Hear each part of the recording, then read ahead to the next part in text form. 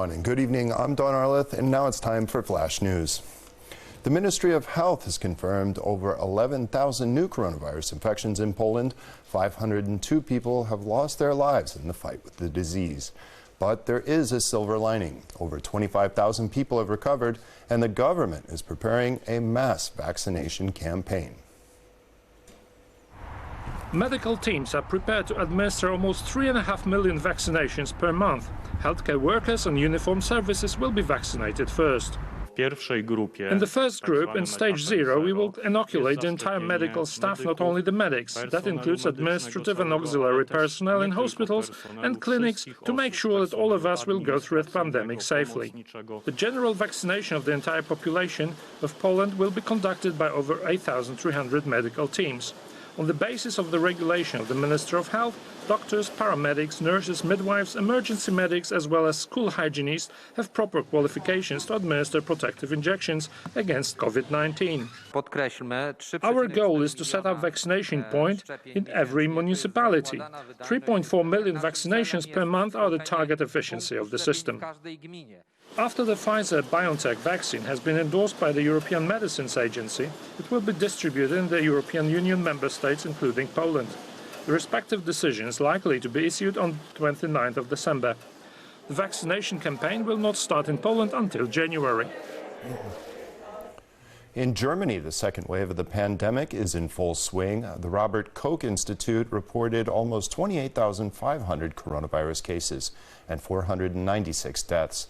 Tomorrow in Berlin, a decision is expected to impose a complete lockdown throughout the country. In other European countries, the number of new cases still remains high. In many places, additional sanitary restrictions are being introduced. And in France, a curfew on New Year's Eve will be imposed. A hard lockdown will probably start next week in Germany. This is the result of a dramatic increase in the number of coronavirus infections. In the last 24 hours, the number was almost 30,000 with almost 500 deaths. Let me say this, if we have too much contact on Christmas and then it turns out that it was the last Christmas with the grandparents, it will mean that we failed dramatically. Unofficially, the German media reported that from next week a curfew will be introduced throughout Germany. Next to Germany, high infection rates still persist in Sweden, Switzerland, the Netherlands and Portugal. In France, the lockdown of service outlets was extended.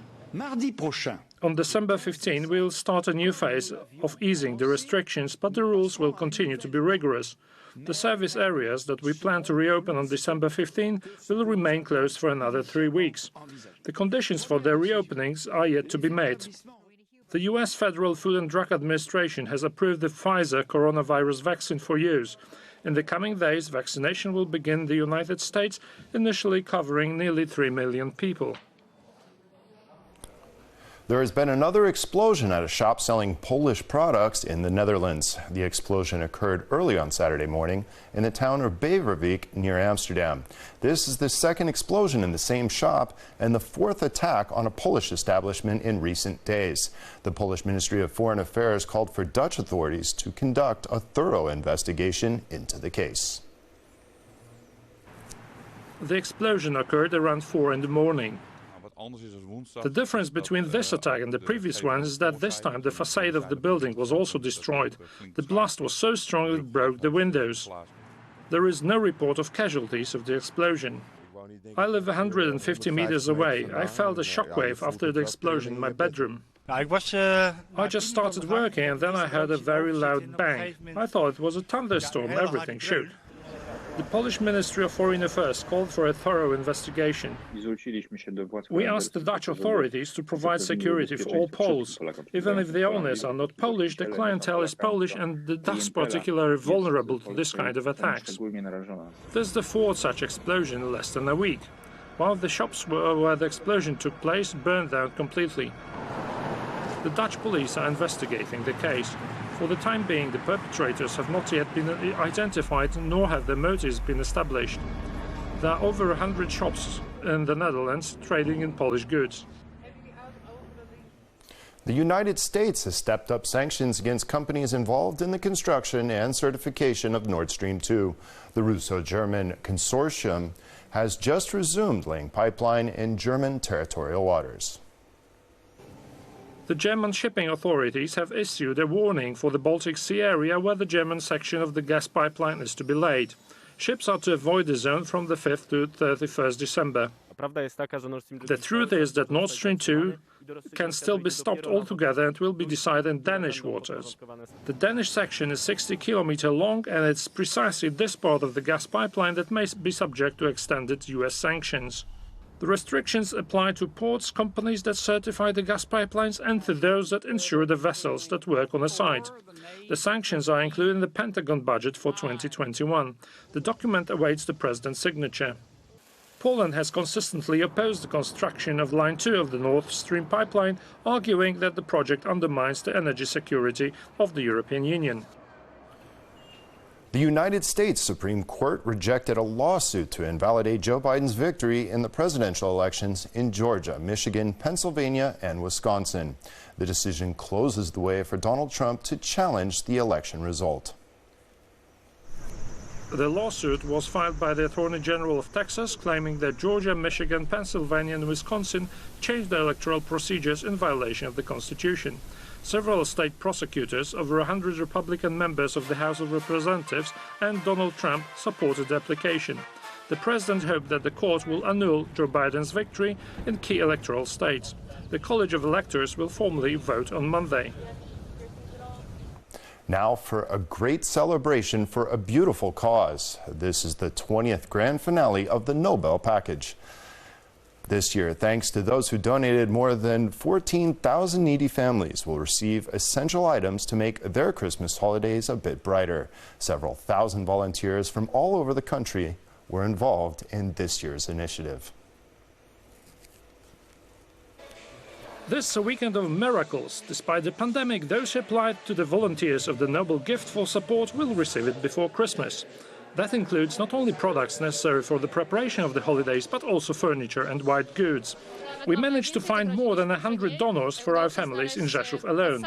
We were also afraid that it would be difficult, but it went like a charm. It's indeed a weekend of miracles.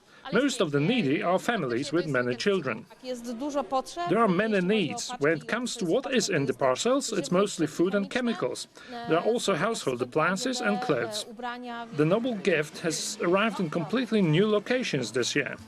This year we are in over 90 such places which we have never visited before. Many volunteers are living examples that the good you do comes back to you. I am a Nobel Parcel volunteer, but I know the campaign from the other side because I once received help myself. This year, help has already reached over 14,000 families in need. However, you can still support the Nobel Gift on its website. Had it not been for the pandemic, museums around the world would have celebrated this anniversary with a big bang. This is the 500th anniversary of the death of Raphael, one of the most important artists of the Renaissance era. Most of the related events have moved on to the internet. One of the few celebrations you can participate in live is an exhibit at St. Petersburg's Hermitage Museum. The 300 works exhibited in the Hermitage not only include the works of Raphael, but also masters such as Rubens, Picasso, or Parmigiano, who created under the influence of the art of the great Renaissance master. The exhibition includes both famous works as well as those which have never been displayed before. Alongside Leonardo da Vinci and Michelangelo, Raphael was one of the three geniuses of the Italian Renaissance. He died at the age of 37. Raphael's contemporaries would probably be surprised to see the art presented in a street instead of palace chambers. Today this does not surprise anyone anymore, but every piece of Banksy's works that shows up in public space does. The latest one appeared on the wall of a house in Bristol. The work presents a sneezing older woman. The title of the mural is A Chew, and it's another work by the artist referring to the pandemic. Cristiano Ronaldo from Portugal, Lionel Messi from Argentina, and, not surprisingly, Robert Lewandowski from Poland. This is the final trio in the FIFA contest for the best player of the passing year.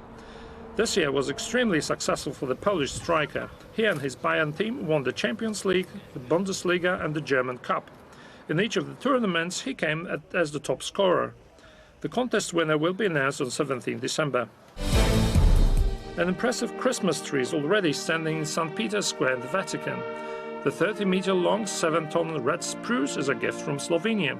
You can also admire the nativity scene created by ceramic artists from Abruzzo. It's 125 meters long. The traditional inauguration was shorter than usual and with smaller attendance. The crib and the Christmas tree will remain in front of the basilica until the 10th of January.